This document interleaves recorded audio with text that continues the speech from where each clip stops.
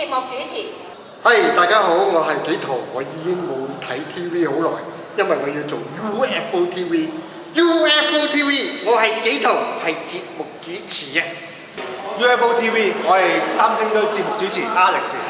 各位觀眾，我哋第一集呢 UFO TV 第一集呢，就係講呢個美國嘅 UFO 聽證會，上個月發生咗嘅。已經問佢第一個問題，點解冇啊 Michael？點解冇啊 Billy Mayer 代表喺度呢？係咪因為佢嚟咗香港咧？所以佢唔去唔到美國？係啦，因為我哋已經揀咗咁大壇啦，唔使去美國。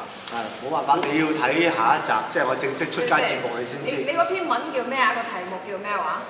叫做咧虛假的外星威脅。虛假的外星威脅。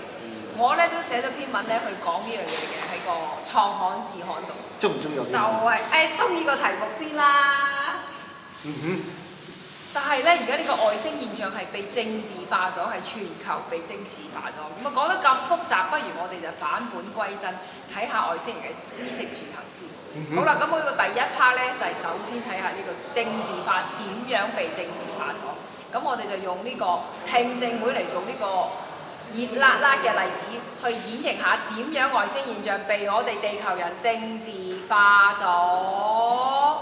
一句講晒，一切從真開始。